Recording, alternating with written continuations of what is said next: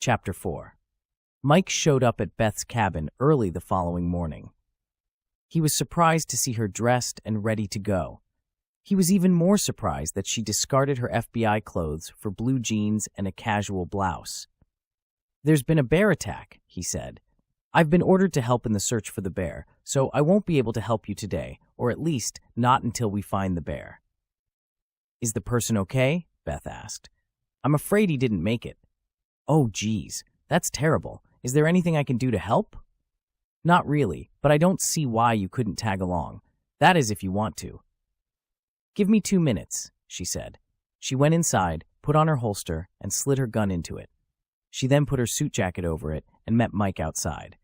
He looked at her and said, "Are you going for the casual business attire look?" "It's a long story." Mike looked down at her shoes and said, "You have tennis shoes. Are those FBI issue? I told you it's a long story. Let's just go." "Okay then," Mike said before getting in his vehicle. Beth slid into the passenger seat, and Mike drove to the camping area where the attack took place. On the way, Mike thought about how Beth was dressed and finally said, "I think I understand." "You understand what?" "You told me after we met that you were chosen for this assignment because you were already nearby. You weren't nearby.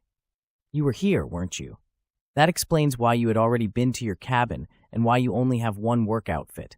Why would you worry about that information getting out? So you came here on vacation and got roped into working. What's the big deal?" "The big deal is, Sherlock, I don't need to tell you everything about my life." Mike smiled and said, "Your ex-boyfriend. How long has he been an ex? Why are you so interested in my personal life? You should leave it alone. You were supposed to meet your boyfriend here, but he stood you up for that new flavor of the month, didn't he?" "Yes, okay. Are you happy? You figured it out. You get a gold star," Beth said before turning to look out the window. "I'm sorry," Mike said. "I'm sorry about your shitty boyfriend, and I'm sorry for being so nosy. I shouldn't have pushed it." Beth looked back at him and said, "You are right. You shouldn't have pushed it, but I have to admit I'm impressed with your reasoning skills. Don't let this go to your head, but perhaps your boss knew what he was doing when he picked you to work with me." Mike smiled, but didn't reply. There was a makeshift command center set up near the dead man's motorhome. When they arrived, Mike took a rifle out of the trunk and slung it over his shoulder. He then took out a tranquilizer pistol and tucked it into his waistband. The superintendent was there and looked surprised to see Beth. "Good morning, Agent Hartley," he said. "I'm afraid this has nothing to do with your investigation." "Are you sure?" Beth asked. "Yes, this was a bear attack, completely unrelated to the senator's daughter." "Well, I still want to help. Another set of eyes couldn't hurt." "It could be dangerous. I can't guarantee your safety." Beth patted her side where her gun was and said, "I'll be fine." "Suit yourself," he said. He then pulled out a map and showed Mike where he wanted him to search. Mike motioned for Beth to follow. He said, "It's not far. We can walk. The trail runs through the middle of our search area, so it should be relatively easy." After about 10 minutes of walking, they reached the trail and headed south. Beth asked, "Is it common for bears to attack humans around here?" "Something like this has never happened since I have been here," Mike said. "Occasionally, you hear about a bear invading someone's campsite and stealing their food, but that's usually the worst. They are not aggressive towards humans like grizzly bears are." "Until now," Beth said. "Yes, until now." "So, what would make a black bear attack a human?" "A mother protecting her cubs would be the first thing that comes to mind. A bear might also attack if someone surprises or harasses it. The most concerning reason, although it is rare, is a bear that has a mental disorder or rabies, which usually don't occur in bears, but it is possible. Having a crazy bear loose around people is a scary thought, but what if it is as simple as a bear defending her young?" Beth asked. "Will the bear be destroyed if we find it, and what will become of the young bears?" "If we find it, I plan to tranquilize it. What happens later will be out of our hands, but I'm sure they will factor everything in." "Besides days like today, do you like working as a forest ranger?" Beth asked. "Technically, I'm a park ranger and love what I do. I get to spend my days outdoors in nature. I also get to meet many interesting people.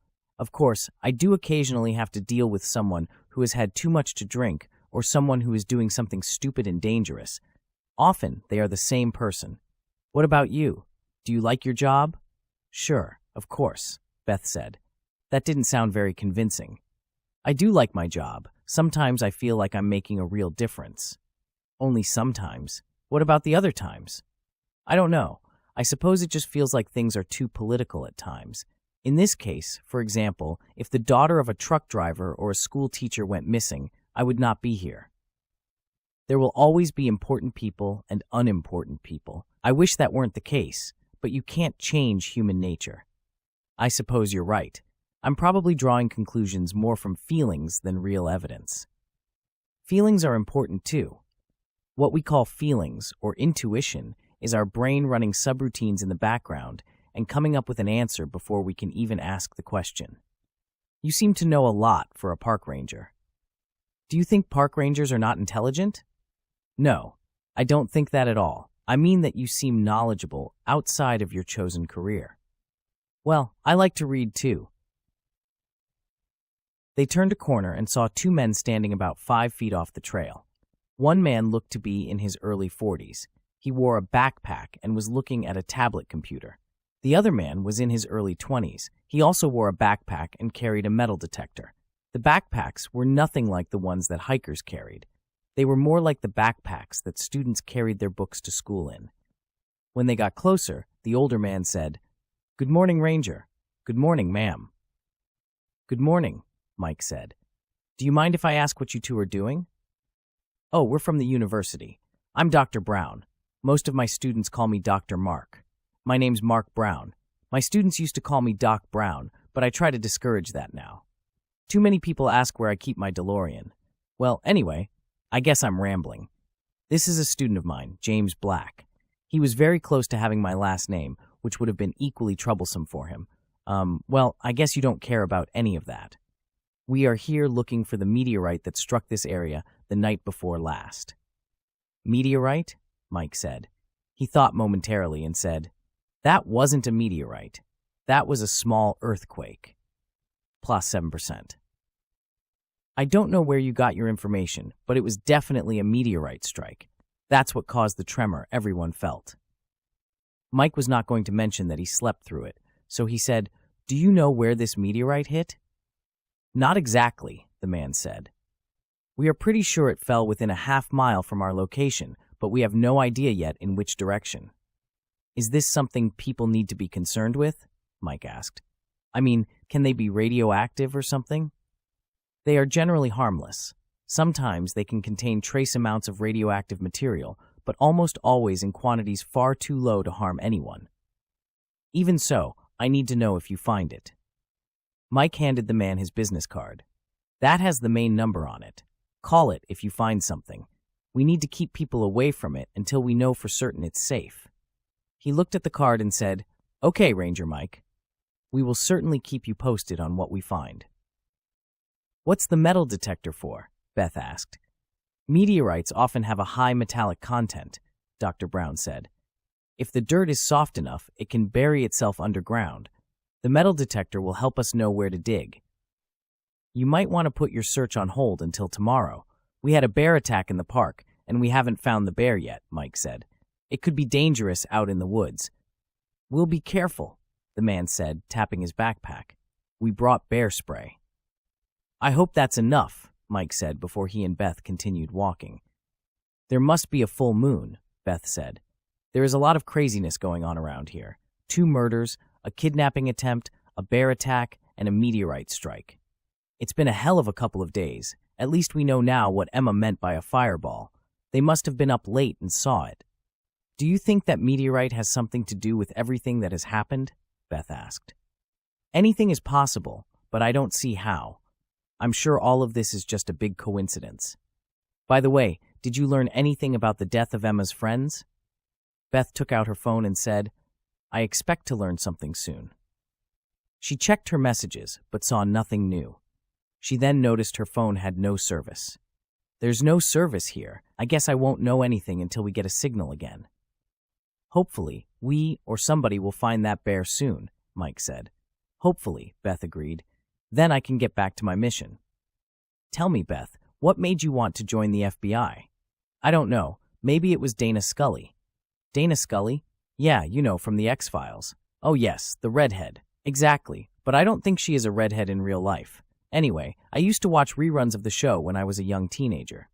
I felt like she was a lot like me, or I was like her. I mean, she was the analytical one. Mulder was always suggesting some supernatural explanation for things, but she would stop him and try to come up with a sensible, scientific answer. Of course, I'm not a scientist, but I believe my strength is my ability to look at things from multiple angles. You're in the right job for that. What about you? Beth asked. Why did you become a park ranger? Well, after college, I joined the Army. I was in the military police. When I got out, I went to work for my brother in his furniture business, but it wasn't for me. At the same time, I was dealing with my ex stalking me. I started thinking of leaving and going somewhere peaceful. I thought it would be nice to get a small camper and live in the woods, but naturally I would need money, so I eventually decided that a job as a park ranger would be a great fit for me. By then, the crazy ex had moved on, but I had made up my mind. Fortunately, my degree in law enforcement and the fact that I was a veteran helped me get the job. Why didn't you try to get a job in law enforcement after you got out? At the time, it had just lost its appeal to me. Just then, Mike noticed something. Look, footprints, he said, pointing at the ground in front of them. Beth didn't see them at first, but after a few seconds of looking, she noticed a couple of slight indentations in the dirt. You have good eyes. I would have missed that. Are those from a bear? They look about the right size, but the hard dirt doesn't leave much detail. I can't tell. Which way was it going? Mike pointed to the left. That way. The trees were somewhat thin in that area, but there was no sign of a bear. Mike took his rifle off his shoulder and said, "Follow me and stick close. Be ready for anything. We don't want this bear to surprise us. That's assuming it is a bear." Beth took out her handgun and followed Mike into the woods. After 100 feet or so, Mike spotted another footprint to their right and said, "Look, that is almost certainly a bear print." They followed the prints. It wasn't easy. It wasn't like following tracks in the snow. The ground had to be just right for a bear to leave a footprint, so the footprints were few and far between. Mike scanned the ground as far as he could see left and right for any sign that something big had passed by. 10 minutes later, Beth saw it first. "What's that over there?" she asked, pointing ahead and to the right. Mike looked and saw something black and unmoving in the distance. He put a finger in front of his lips, and they moved forward as quietly as possible. When they were within 100 feet, Mike whispered, "It's a bear. It looks like it's sleeping." He handed Beth his rifle and said, "I assume you know how to use this." "Of course," she said as she put her pistol away and took the rifle. Mike took out his tranquilizer gun, and they moved forward again. Mike was about to fire at 20 feet but stopped and said, "I don't think it's breathing." They both moved in closer. Beth kept the rifle trained on the bear, just in case. When Mike was close enough, he pushed the bear with his foot and quickly backed away. Nothing happened. He moved in close again and placed his hand on the bear's abdomen, but he could feel no breathing. He then felt its paw. It was cold. "This bear is dead," he said, and Beth relaxed. Mike put his tranquilizer gun back in his pants, and Beth handed his rifle back to him, which he slung over his shoulder. "What the hell is going on around here?" she asked. "I have no idea," he said as he examined the bear's body. "There is no sign of trauma. This bear just died." "I have a bad feeling about this," Beth said. "We need to get somewhere that has a cell signal. I need to find out what killed Emma's friends. I'm starting to doubt it was a kidnapping attempt." "I agree. That is starting to look unlikely." Mike used his radio and called in the location of the dead bear. They then returned to where they started without waiting for anyone to show up. When they arrived, Superintendent Johnson was still there. He said, "Good job finding that bear, you two." "Thank you, sir," Mike said. "I think something weird is going on around here. Whatever it is could be a danger to everyone. You may want to consider closing this area down until we learn more." "I've considered that already, Mike, but I need more than a few isolated incidents." I'll take Agent Hartley back to her cabin so she can make some calls. If we can find out what killed those two hikers, maybe we will have a better understanding of what is going on. I would also put a rush on finding the cause of death of that bear. I understand you were a good investigator in the Army, Johnson said. I'm putting this in your hands. Figure out what's going on here. The sooner the better. I'll do my best, sir, Mike said. He then added, with Agent Hartley's help, of course.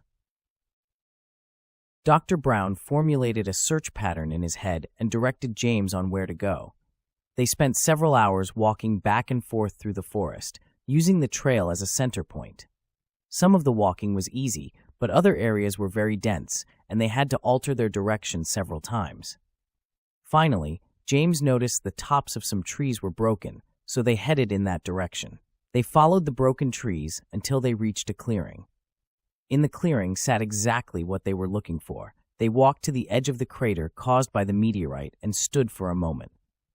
There it is. Isn't she beautiful? Dr. Brown said. She sure is, said James. The crater was bigger than Dr. Brown expected. The meteorite was also bigger than he expected.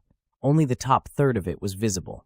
The rest was buried under the dirt, but enough could be seen for Dr. Brown to estimate its size.